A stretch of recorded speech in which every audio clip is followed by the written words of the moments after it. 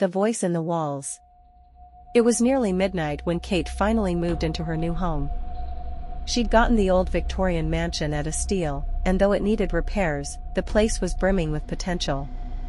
After all, it wasn't every day that someone could afford to buy an entire house with her savings.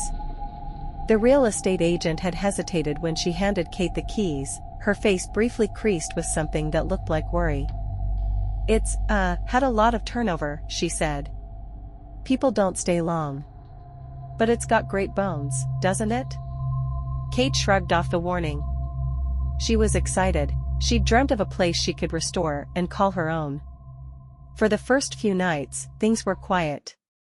Kate heard the typical old house sounds, pipes groaning, floors creaking, and found a sort of comfort in them.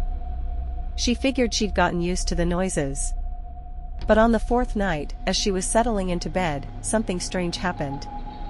The silence of her room was broken by a faint, whispering sound coming from the wall behind her bed. At first, she thought it was the wind moving through the old house. But as she listened, the sound grew louder and clearer. It was a voice, murmuring words she couldn't quite make out. She pressed her ear to the wall, curiosity growing, despite a prickling unease. "Help me," the voice whispered. Kate jumped back, heart pounding. Her rational mind kicked in, telling her it must be a trick of her tired mind. But as she lay there, clutching her blankets, the whisper continued.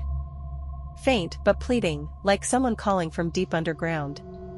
In the morning, she laughed it off, chalking it up to nerves and her imagination. Still, she couldn't shake the feeling that the voice had been real. She convinced herself to explore the house, hoping to find an explanation. Down in the basement, she found the old water heater, the pipes twisting around it like vines. When she looked closer, she saw something strange. The pipes led into a tiny crawl space, a dark void she hadn't noticed before. For reasons she couldn't explain, she felt drawn to it. She crouched down and peered into the darkness. At first, she could see nothing. But then, something shifted. Just the faintest glint of movement, and a flash of white. It was a human bone. Kate scrambled back, terror flooding her veins. She wanted to call the police, but some instinct told her not to. Instead, she locked the basement door and tried to calm herself. Maybe it was nothing, just remnants of some old remains. After all, the house was over 100 years old. That night, as she lay in bed, the whispering began again. This time, the voice was louder. More distinct. "Please, help me." Every hair on her body stood up.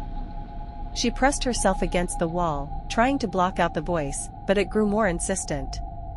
It felt like it was reaching into her mind, echoing in her skull. "Help me. Kate." Her name. The voice knew her name. She couldn't breathe, couldn't think. She was paralyzed with fear. But as the voice grew louder, desperation overwhelmed her terror. "What do you want?" she whispered back, her voice barely audible. The voice was silent for a moment, as though surprised by her response. Then, with a rasping breath, it answered, "Find me." The following morning, Kate tore through the house, searching for any clue as to who, or what, was calling her. She found old newspapers stuffed in a drawer in the attic. One headline caught her eye, "Mysterious Disappearance of Local Woman." The article was about a woman named Margaret, who'd vanished from the house in 1953. The police had searched for her body, but had found nothing. That night, Kate tried to sleep, but the whispers returned, each word a raspy echo in the silence. "Please, help." When Kate closed her eyes, she saw a face. Margaret's face, drawn, pale, eyes wide with fear. She looked like she was reaching out to Kate, as though begging to be set free.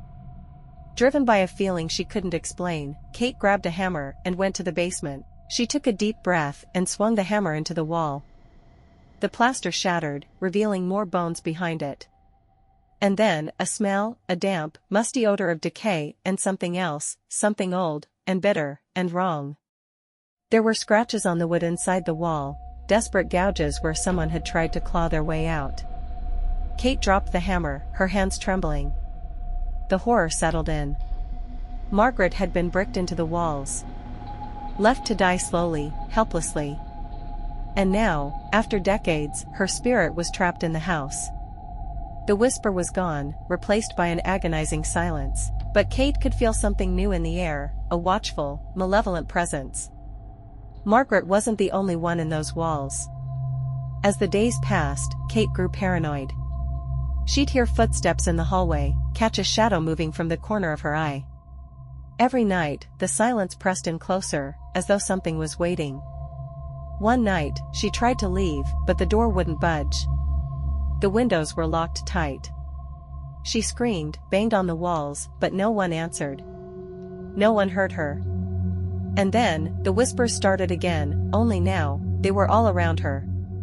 "Stay, stay, with us." In the dim light of her phone, Kate saw faces staring back at her from the walls, Margaret, and others before her, trapped forever. No one knows what became of Kate.